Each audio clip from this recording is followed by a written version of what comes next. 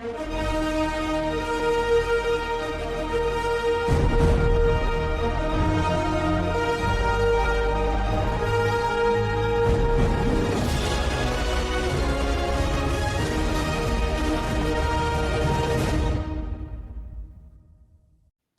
going on, Night Nation? Welcome to UCF Uncut. We are going to review UNC UCF Saturday at the Bounce House. We're going to do a game preview and ultimately the prediction for the game. But first, as always, we have UCF's brew of the night. And what do we have here today? We have another IPA. And again, I'm not an IPA person, but this was a recommendation as well from a good friend, so we're going to give it a try. This is a Dogfish Head 60-minute IPA, India Pale Ale, and the brewery is... it's a little confusing here. I see a lot of different spots for brewing this. This says here, I see Milton, Delaware. I see Bringingsville, PA, and Cincinnati, Ohio as the brewery location. Pretty interesting, nautical-looking can. So we'll go ahead and give this a try. I mentioned Cincinnati, Ohio is where this is brewed, apparently. So right off the bat, it's going to lose a couple points in my rankings because Cincinnati fans are killing me lately. So, as always... the Bearcats are fraudulent. All right. Let's pour it in a nice mug here. Nice glass. Let's give this one a taste. All right. Let's see how we're tasting here.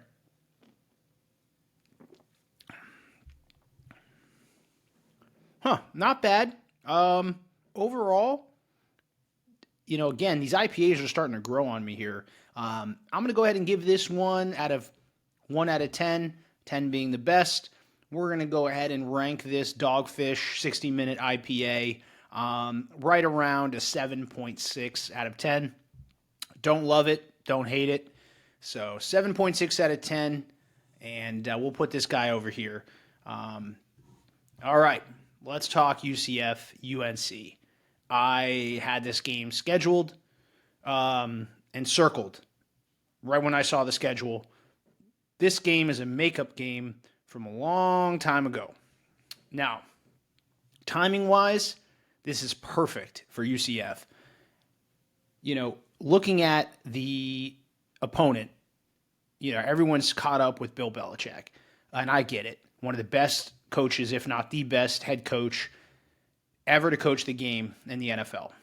The thing is this is not the NFL, and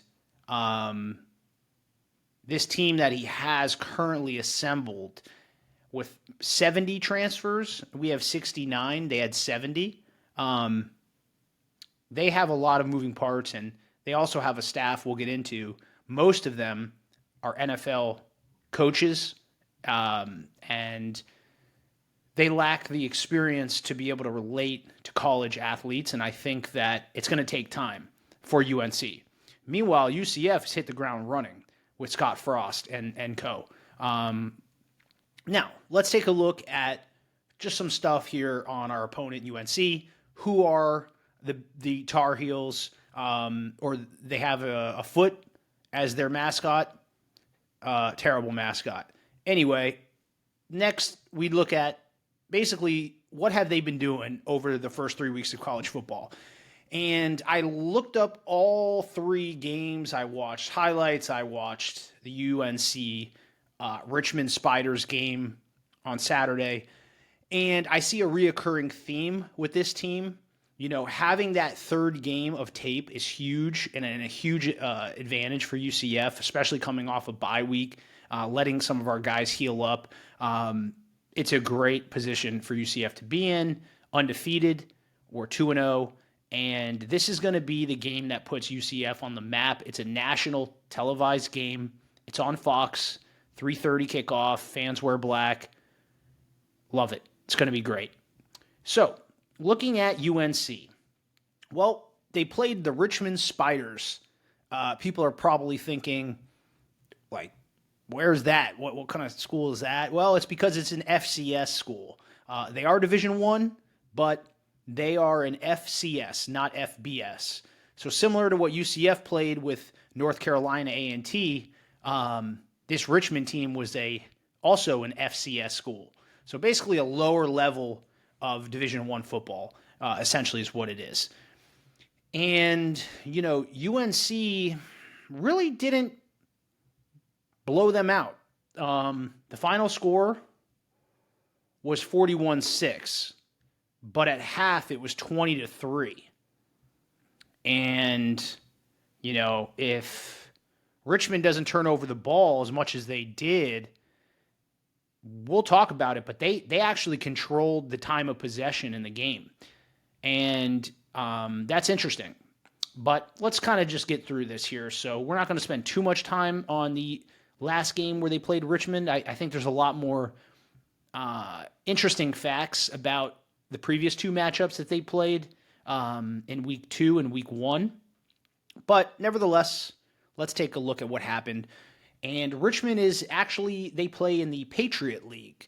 And so let's take a look at how their offense did and who are their offensive characters. Their quarterback is named Gio Lopez. He was 10 for 18 for 129 yards passing with 2 passing touchdowns.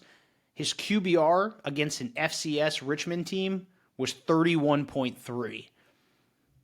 He rushed the ball for 11 carries for 40 yards and a touchdown. He also fumbled the ball. So he's a dual threat kind of guy. He can throw the ball, he can run the ball. But he fumbled, and that's against an FCS school. So maybe there's some protection issues, and he holds the ball out like a loaf of bread, and that's never good, especially going against the UCF's D-line that is looking for national recognition, and they have a chip on their shoulder. So kind of interesting. QB1, not great stats against Richmond. And then their RB1, Demone June, 14 carries, 148 yards, and a touchdown with a catch for 19 yards. Pretty good. Pretty good. He had a good day. So we're going to have to keep an eye out for this guy, Demone June. Now, the receivers, not as good. Their best receiver, Jordan Shipp, he had 4 catches for 52 yards and 2 touchdowns.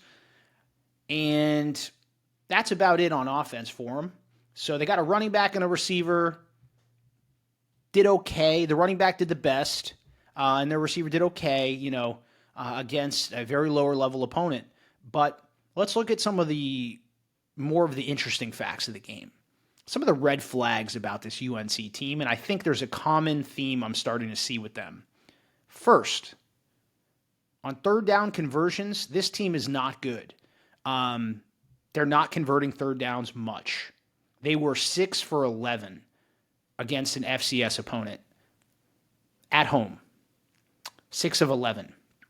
And they only had 312 yards of offense against Richmond. 312 total yards. They're pretty vanilla. 119 passing yards and 193 rushing yards. So, seem like a little bit more of a rush-heavy team.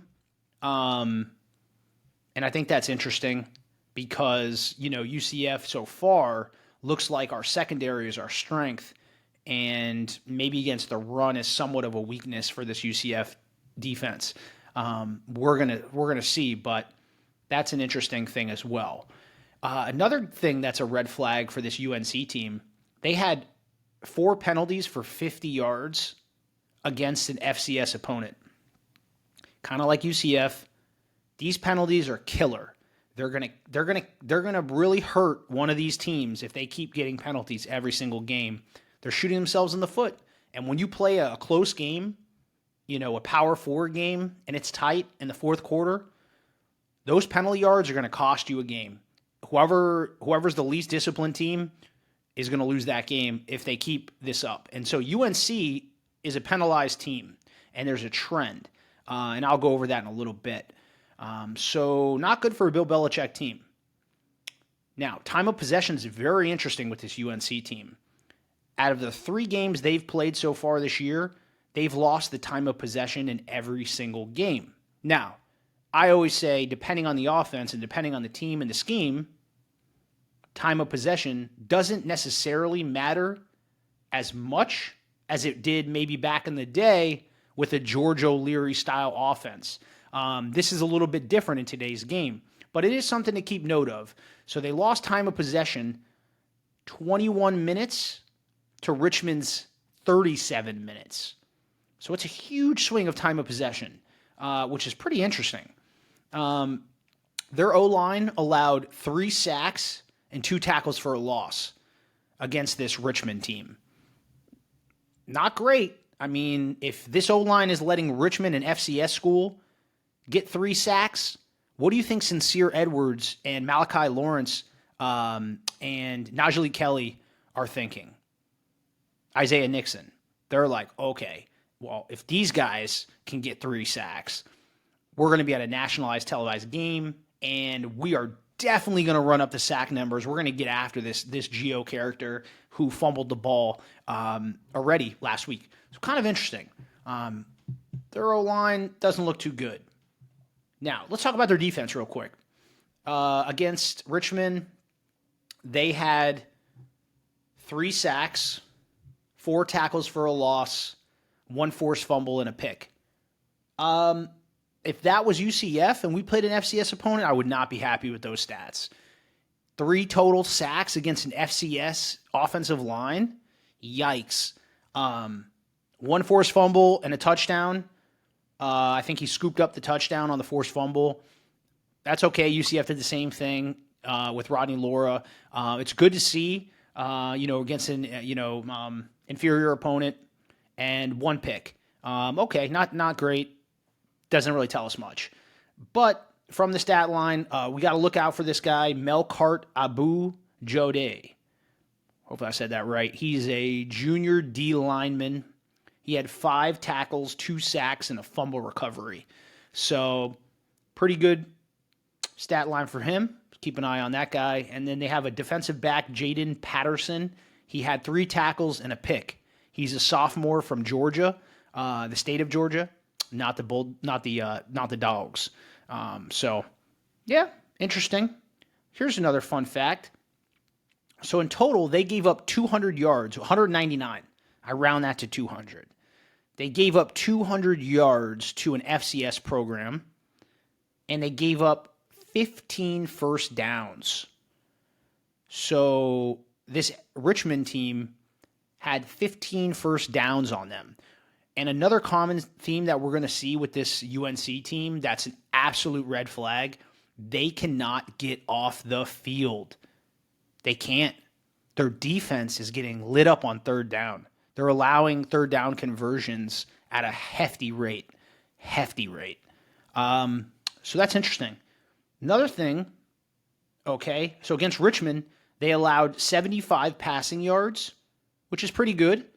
And on defense, they allowed 124 rushing yards. So this is going to really tee up nicely for Nixon and Montgomery and Jackson to run the ball. And if it's there, take it. Take it all day. And this defense looks suspect. Looks like we could just run on them all day. But we'll look into it a little bit more. So let's look at their kicker, Reese Veerhoff. He was 2 for 2 on field goals and 5 for 5 on extra points. His long was 27 against Richmond. And on the year, he's 4 for 4, 9 for 9 on extra points. His long was a 49-yarder. He looks good. He looks pretty consistent. He has a lot of experience. So we can't let this Reese Verhoff character get in range because if he does, he's going to put up 3. So got to keep an eye out for their kicker. Their punter's pretty good. He averages over 40 yards a punt. So, they got a decent special teams. Their kick return, punt return wasn't that much going on there, so don't even need to mention them. Now, so we're going to move on a little bit. from Richmond game. Okay, because that's an FCS opponent. You can't really tell. So let's look at a bigger sample size. And we're going to look at so UNC played Charlotte in week 2. Charlotte is in the American Conference, and Charlotte is now 1-2. And so this is interesting because these stats I'm going to go over, this was in week 2. So basically like a week ago, UNC played a Charlotte team from the American, and they won 20-3 against Charlotte. 20-3. And this Charlotte team, for comparison of D1, and they are FBS because they're in the American. UCF used to be in the American. This Charlotte team just barely squeaked by Monmouth, an FCS school. They won 42-35. So this Charlotte team isn't very good. And UNC kind of struggled with this Charlotte team. It's pretty fascinating. And when we dive into more of these stats, Charlotte, they really gave UNC a little bit of a run for their money. 20-3 doesn't really justify how that game went. And to see that Charlotte barely beat an FCS school, and then UNC beat them by a little bit, UCF just absolutely demolished an FCS school in North Carolina A&T. So pretty interesting development there. Now, on offense, UNC pretty even-keeled. Again, we're starting to see some similarities. In week 2, they played Charlotte. They had 300 total offensive yards. They had 155 passing and 148 rushing. Right down the middle, basically. Here's another stat that they keep doing this. They were 5 for 15 on third down. That's only a 33% conversion rate. They really struggle on third down. And that is going to be huge because what we want to do is put them behind the sticks, back them up, make them one-dimensional, and let Sincere Edwards tee off on the quarterback who we know has to throw when they're, 3rd, 7, 3rd and long. That's what we need to do. So we need to stop them up front on the run and then put them behind the sticks, pin the ears back, and get after them. Cause some turnovers and havoc. And again, here we go. They had 5 penalties for 55 yards against Charlotte. Not good. Consistently getting about 5 penalties for 50 yards. That will kill you, again, in a close game. And so this offense is consistently vanilla. They're even pass and run, and they get a ton of penalties. Now, looking at their defense, here's a fact. They gave up. This defense can't get off the field. Again, they gave up 21 first downs to Charlotte. Like I said before, the game was much closer than the score shows. 20-3 final. 20-3 final. But Charlotte had 21 first downs. That's about as much first downs as you can get in a football game. And they did. They got 21 first downs. Now, if they didn't turn over the ball, Charlotte could have won this game, which is fascinating. So here we are. This UNC defense is really struggling to get off the field on third down. UCF needs to exploit that, and I think we will. So here's another thing. Charlotte, and this is the one thing that jumps off the page to me, and kind of reminds me more of the TCU Week 1 game, and we'll get into that, but Charlotte torched them through the air. For 250 yards, Charlotte threw on this defense. So if Charlotte's throwing 250 yards on this defense in the secondary, I'm thinking, maybe their secondary is suspect. And, the week before, week 3, they got ran all over for 150 yards with an FCS school. So not only is their defense getting run on by an FCS school for 150 a game, their offense just got 250 hung on them in the passing game against Charlotte. I got to think UCF's passing game's better than Charlotte. And I got to think our running game is better than an FCS opponent that put up 150 on them on the rush game. So, I think that this matchup is going to be great for UCF from pretty much every perspective of the game, except kicking. I think they have the edge on kicking. No Rulos needs to step it up. I need to see him knock down a nice 50-yard field goal and feel better about it. But we'll give him special teams. But anyway, so that's how that game went against Charlotte. I think that was an indictment. That game was like, geez, that was their first win. So not a great win for them. And then week 1. Oh my, week 1. I know everyone probably saw this game versus TCU. I believe it was the only game on that night. It was an absolute massacre. And it was interesting because the way the game started, I think they were showing like all the big celebs in the building, UNC, it's all sold out. Everyone's all hyped about this UNC team. And I think Jordan was there. I want to say Michael Jordan was in the stands. There was a couple other celebrities that they like showed on the camera, and I thought it was hilarious. So, okay, I believe UNC ran the ball at 7-0. UNC looking good. Guess what? Big 12, shows up. What are they? They're in the ACC, UNC. The ACC. I think the ACC as a conference is borderline, not even Power 4.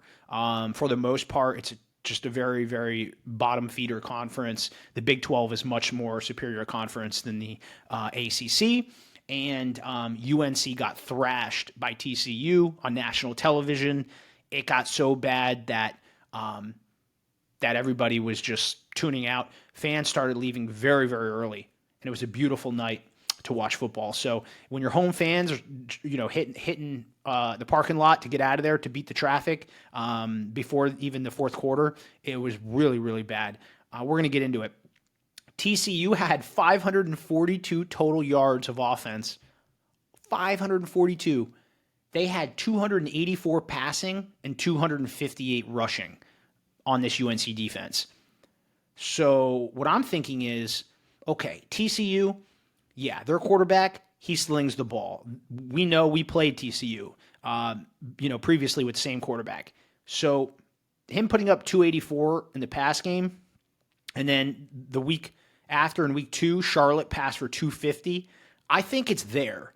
I think that their secondary is not good, and I would say we're somewhere between a Charlotte and a TCU as far as our capability on offense to pass the ball. So if we can land anywhere between 250 yards to 285 yards passing, I would be happy.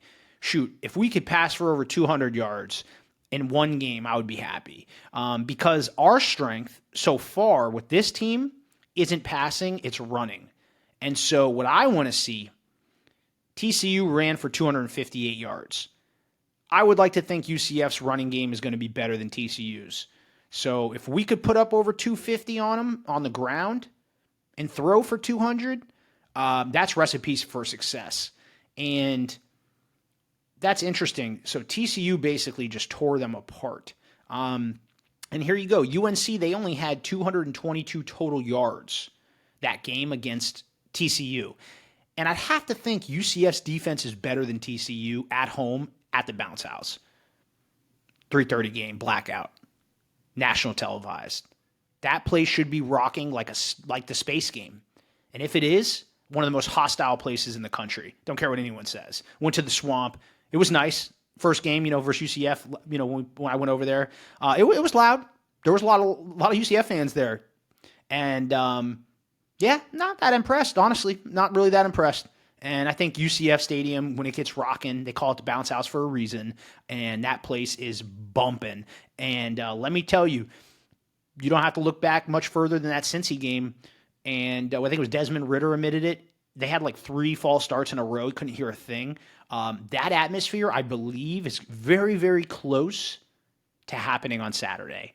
And if we can somehow keep UNC similar to what TCU did. So UNC only had 222 yards, 172 passing, and only 50 rushing against TCU. I'm like, okay, I like to flip those numbers against UCF. I'm like, okay, let's think about this for a second. I think our secondary is better than our run game defense. So if we allow, say, 172 yards on the ground to TCU, let them run for 172 yards, which could very well happen. But if we can hold them to 50 passing yards, that's a win. Because our defense, starting to see it, they bend, they don't break. And that is the hallmark of a Scott Frost successful defense. Bend, but don't break. Give them some running yards, but keep everything in front of you. Bottle them up. Because if we can keep everything in front of us and keep them hampered from running up the score, when we get the ball, we're probably going to score in 2 to 3 minutes in UCF fast offense. Maybe a little longer, but point is we could score at will if we want to. Them, not so much. So I like that. And I think that if we can kind of replicate the blueprint of what TCU did, we'll find a lot of success. And I think it's really teeing us up nicely with all of the signs that I'm seeing from this UNC team. They scored 14 points in total that game. Gio Lopez, believe he got hurt, and they put in the backup, which was an NFL's son. I forget his name. He did okay. He had one drive, and then that was it. He doesn't have the reps with the first team, and he's not playing as a starter. It's going to be Gio Lopez. We might see him if it gets out of hand and we're starting to blow him out. But, they only scored 14 points. And I think that they turned the ball over also 3 times that game. UNC did. 3 turnovers. That is not going to get it done. They also had 3 penalties for 25 yards. All right. So they actually are getting more penalties as the weeks progress as a team. And that's not good for them. So really they're on pace for 6 penalties against UCF at minimum because they're kind of climbing up the ladder. 6 penalties for 60 yards is like what they're on pace for. And they lost the time of possession to UNC. UNC lost the time of possession to TCU 32-27. So not a big difference, but there was a difference. And let's kind of just quickly look at, now that we, touched on the TCU game, it was an absolute blowout. And I think that's the blueprint for how UCF needs to handle this game. But so looking at this team, right, pretty cool. They are full of star-studded coaches. Their offensive coordinator is Freddie Kitchens. Does his name sound familiar? It should. He was the head coach of the Cleveland Browns in 2019. That's their offensive coordinator. And so, he has experience. But again, just because you're good in the NFL doesn't mean you're going to be good in college. And we'll see. 14 points against this TCU defense at your home opener with the world watching isn't cutting it, Freddie Kitchens. So not too worried about that UNC offense right now. They might just not have the pieces in place yet. It's going to take this UNC team time to develop and Belichick time. So, it is what it is. I'm not saying Freddie Kitchens is a bad offensive coordinator, but 20 points against Charlotte. Yikes. All right. Anyway, their D coordinator. Who is their D coordinator? Steve Belichick. So it's the son of Bill Belichick. Interesting. He was the D coordinator at Washington, the Huskies, and in 2024. And, they were good. But Taven Jackson actually started that game for Indiana when Curtis Rourke was hurt, and he won that game. So one of the things I heard from the press conference from Alex Grinch was that basically, he was asking, what are some of the things that, you saw, and how can we help you scheme, some plays in practice to kind of replicate what we think you're going to see, and what are some things to look out for? And then the offensive coordinator as well. How can we plot against this defense? What did you find, success in that game? What do you think? And it's great to have that kind of back and forth between, players using intel. If you don't, why not? Why not at least discuss it? So I love to hear that they were talking about it, and we got the lowdown on this Washington D coordinator, who now is the D coordinator at UNC. And I don't care if you're the D coordinator of the Pittsburgh Steelers, and you're at the UNC Tar Heels, and TCU is putting up 50 almost on you. You got a lot of work to do. So I'm not too worried so far about the Sun hire at D coordinator. I'm sure he's a great D coordinator of mine, but it's going to take some time. And, Bill Belichick had a comment that he made that's going all over social media. He called UCF Central. And it's kind of funny because it's not like a dig. I think he legit just calls us Central like he's talking high school football. Like, we're Central. Like, I don't know. It's kind of funny. The fans embraced it. I think it's kind of cool. I like it. I love the underdog kind of role. Like, yeah, we're Central. Okay. Makes no sense. Fine with me. So kind of funny. Yeah, so how do we match up? What are the keys to victory here? Well, it's pretty simple to me. We need to run the ball. Just run the ball. Just run the ball. That's all we got to do. Run. I'd like to see us to hit 250 on the ground. If we can get over 250 yards on the ground, that's going to open up the passing game. And, similar to Charlotte, I think, really, really gave, a good example, of what's possible in the air. If they're passing for 250 on this defense, the sky's the limit for us, especially if we're getting success on the ground, running the ball. I think we could hang up over 50 on them. TCU did, but again, I think we're better than TCU. I think we have a better full-rounded roster, and I think our defense is way better than TCU's defense. So more possessions for our offense if our defense is better. And, I think we have more tape on them now. We kind of know what's going on with this team. We know it. We know that this team here is suspect from the running perspective. They can't stop the run, and it looks like when teams want to, they could throw the ball at will on them. So I could see UCF having around total yards, 400 yards. I'd like to see 155 passing, 250 on the ground. Get us around 400. That's a recipe for success. Now, what will they do? I think that they're going to run probably 125 yards, 150 yards on our defense. I don't think that's, too crazy to think that they're going to find a little success on the ground. However, like I said, keep everything in front of us. No big plays over the top, no explosive plays. Everyone needs to, stay in their gaps, watch out for trickery, and we should be all right. They rushed for 148 yards against Charlotte, and our defense is 10 times better than Charlotte. So I don't know. I think we might even hold them to 100 yards rushing. And if we can do that, they're going to have to throw. And I don't think they're going to throw for more than 75 yards. I don't. I think our defense is going to feast. They're going to get backed up because they're going to try running the ball on first and second down, and it's going to be like 3rd and 8.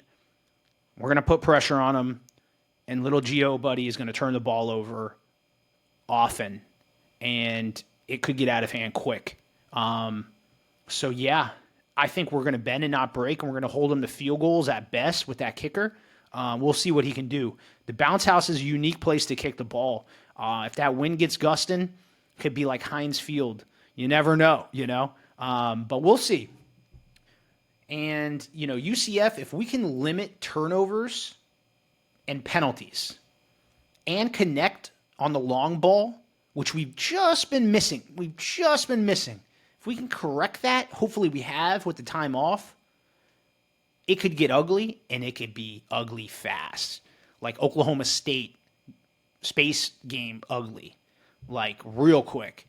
But I'm going to be more humble, and I'm going to give my final score prediction here for the UCF-UNC game. And I'm going to go with UCF 38, UNC 17. So we got a 38-17 UCF victory. UCF will be 3-0. And I called it before the season even started. And UCF's looking better every single week. And I can't wait for the nation to see it on this national televised game. All right, charge on, Night Nation. We'll talk soon. Go Knights.